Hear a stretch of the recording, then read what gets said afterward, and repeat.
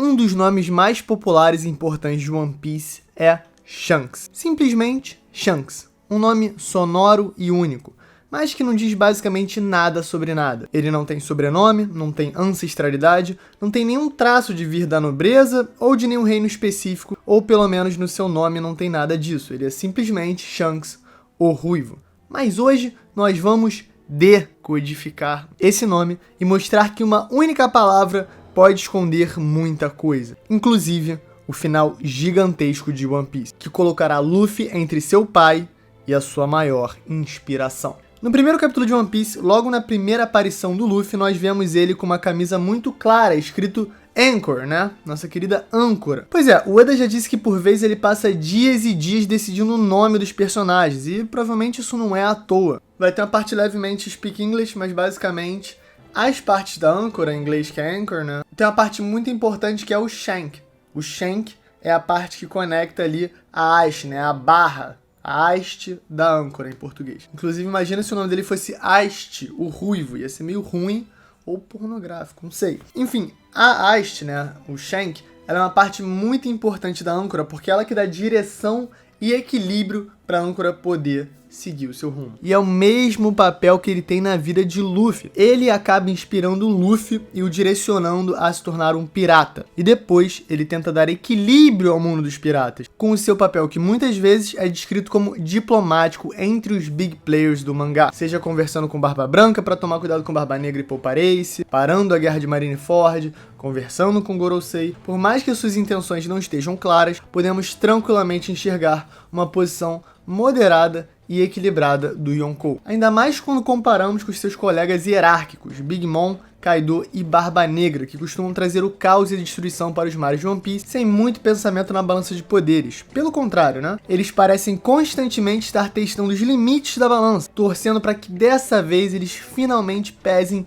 em definitivo para o seu próprio lado. No capítulo 533, um mensageiro da marinha avisa Momonga que Shanks entrou em combate com Kaido no Novo Mundo. Momento tenso, dois Yonkous se encontrando sempre é um grande teste para a balança, ainda mais do jeito que o mundo se encontrava naquela conjuntura. Um verdadeiro barril de pólvora esperando para explodir, tendo Ace, o filho de Gold Roger e projeto de rei dos piratas do Barba Branca, à mercê da marinha. E é interessante porque, segundo o informante, a marinha acredita que Kaido estaria se juntando à marinha para aniquilar o Barba Branca, ou talvez independentemente. Sei que o grande foco de Kaido naquela incursão era derrotar o Barba Branca e nada a ver com a marinha, né? Mas agora que temos mais informações, tanto sobre a guerra quanto sobre a história, eu acredito em um cenário diferente. Kaido era um membro dos Piratas Rocks junto com Barba Branca. Mesmo rivais terríveis, com Ace na plataforma de execução e ainda visando o plano final de Nova Onigashima,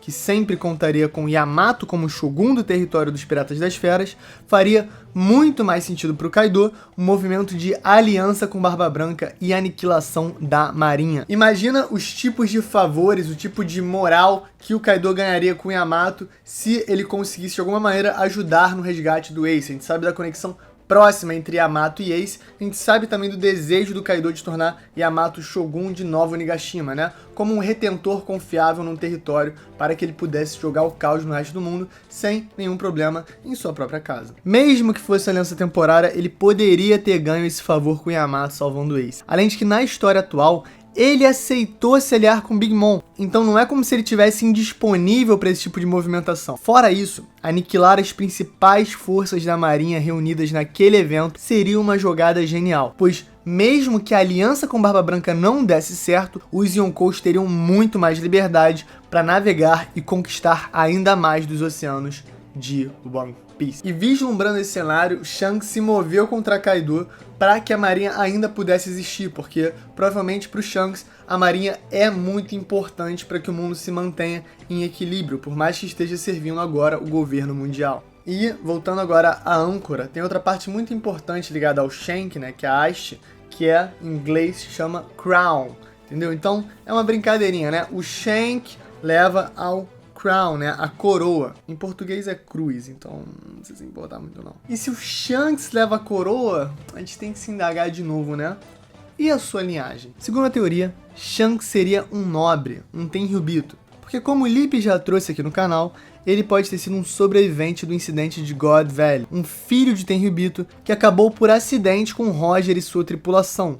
Ou até, quem sabe, o Garp entregou ele, bebezinho, pro Roger cuidar, e é por isso que tantos anos depois, Roger entregou Ace pra Garp cuidar, o que faria muito mais sentido. Essa teoria, inclusive, eu vou deixar na descrição para você checar depois, também diz que Rox the Bug é uma possibilidade. A ideia de que, na verdade, Bug é filho de Rox the Shebeck, e depois do incidente de God Valley, eles foram criados praticamente como irmãos, Bug e Shanks, dentro da mesma tripulação. Em um certo momento, quando eles eram ainda mais novos, Bug chama Shanks para fazer a parte de sua tripulação. Shanks se recusa de maneira meio zoeira, mas depois comenta como os dois pensam tão diferente sobre as coisas que é melhor cada um seguir o seu próprio caminho, né? Essa é a vida de um pirata, afinal. E Bug logo vira e diz: é engraçado ouvir esse papo de pirata vindo de você. Uma frase inofensiva sem todo o contexto e a construção de mundo que o Oda trouxe, porque agora parece que tem um sentido ainda mais profundo. Faria sentido se Shanks fosse de fato um Tenryubito e Bug estaria lembrando ele desse fato,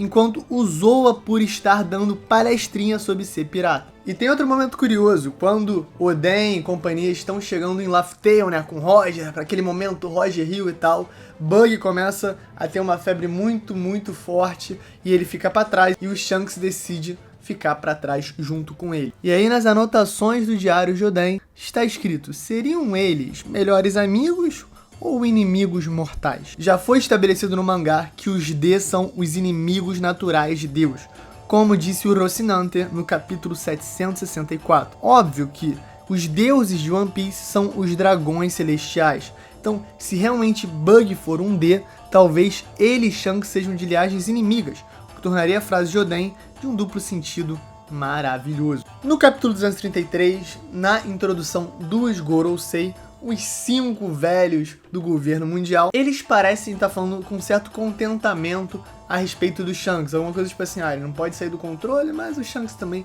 é um pouco relaxado. Fora isso, em outro momento, é mencionado por eles como sempre são os D que causam problemas. E a gente também tem um capítulo icônico que Shanks decide se encontrar com os Gorosei em Marijoa durante o Reverie. Então é aceito para conversar por parecer ter algum status especial junto à elite do governo. O Shanks claramente é muito bem quisto e muito relevante. Ele já tá sentadinho ali com o Gorosei para conversar, por mais que tenha que manter uma aparência bem incógnita. Ninguém pode ver Shanks conversando com o Gorosei, porque imagina o caos que isso ia gerar no mundo. Isso pode ser interpretado como esperado pelo fato dele ser o Yonkou, um dos 4 piratas mais poderosos dos mares. Ou também pode ser interpretado pela ótica do precedente de Don Quixote do Flamingo. Alguém que tem sangue real e por isso tem mais liberdade junto ao governo mundial. Mas ele também não está alinhado ao governo. Hoje sabemos que ele atacou o carregamento do governo mundial que era protegido pelo Rusru e carregava a Gomu Gomu no Mi. Então é difícil ver Shanks como um aliado do governo. Afinal, Shanks significa equilíbrio. Ele é a haste, ele é a retidão da âncora. Então, estabelecido que Shanks parece querer o equilíbrio, temos agora que olhar para quem quer o caos, quem quer ir contra o status quo, aquele personagem em busca de uma revolução. E esse homem não tem nome a não ser Monkey D. Dragon. E agora segura esse foreshadow que o Oda pode ter lançado. Quando o Mihawk se encontra com o Shanks lá no capítulo 96, o Shanks fala que tá de mau humor, que não tá em seus melhores dias. E pelo traço do Oda dá pra reparar que tá todo mundo meio chavoso, meio trevoso ali, tudo no escuro, uma parada meio tensa.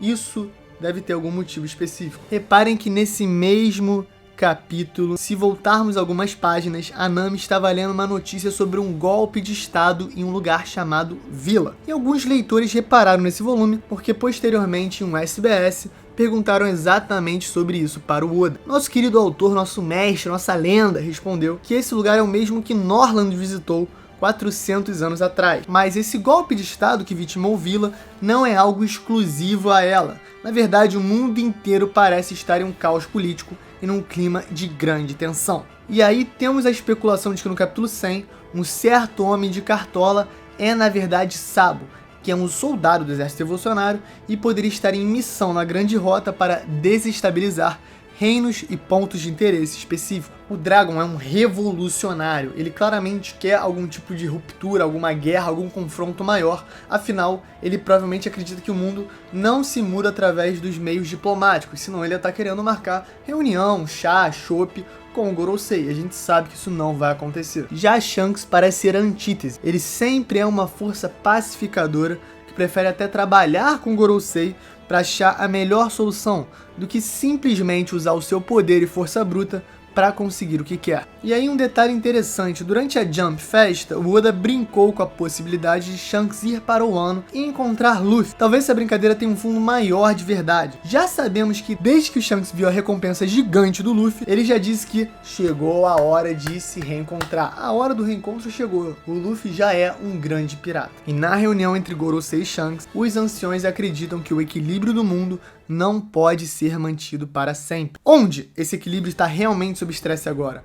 Qual é o centro das ações que podem mudar o mundo? Simplesmente no lugar onde tem mais de 15 bilhões de berries em piratas combinados e suas recompensas em uma grande guerra caótica que pode decidir o destino do novo mundo. O Oda falou recentemente no SBS que o Shanks conta já com uma grande frota fora os seus principais tripulantes, que são seus executivos/comandantes. A gente sabe também que o Gorosei, o governo mundial, já mandou uma frota, todo um regimento marítimo em direção ao Wano e que isso vai gerar algum grande confronto. Será que Shanks vai estar presente nessa situação, quem sabe com a sua própria frota? E quem garante que Dragon não pode chegar agora no final de Wano? Ele estava perplexo com o que aconteceu com o Sabo e ele pode estar indo atrás de respostas e lá é um bom lugar para achar. E aí a gente levanta os últimos pontos. Quem o Luffy escolheria? Quem ele ajudaria? Shanks? Dragon? Para que lado ele penderia? Essa dualidade sempre existiu em Luffy de certa maneira, afinal ele é filho do maior herói da marinha, mas isso nunca impediu ele de seguir o seu próprio caminho.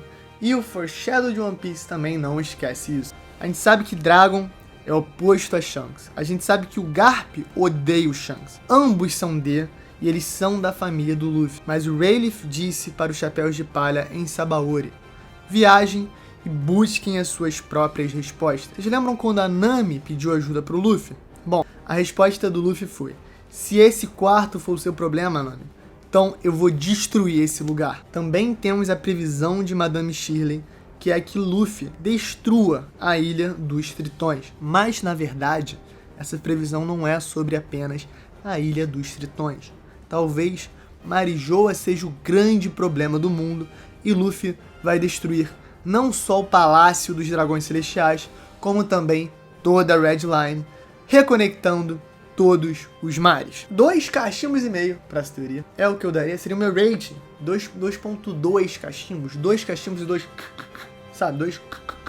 do terceiro cachimbo, talvez. Mas eu achei interessante porque tem muitos pontos conectando Shanks, Dragon e Luffy. E eu gostei também dessa coisa da âncora, né? O Oda usar uma âncora para representar o Luffy, sabendo que logo em seguida ele ia comer a Gomu Gomu no Mi e se tornar pesado que nem um martelo, pesado que nem uma âncora na água. Ia ser uma coisa típica do Oda de fazer. Mas claro, nós, fãs de One Piece, a gente tá com o olho já desse tamanho que nem uns nóia, procurando qualquer tipo de detalhe, qualquer tipo de inserção específica de foreshadow pra falar como o Oda é incrível. Então, galera, esse foi o vídeo. Fala, galera, deixa eu parar aqui. Eu sou o Derek, tudo bom? Legal? Dá o like, dá essa moral se você chegou até aqui. Um beijo, um queijo pra vocês. É isso, galera. Valeu!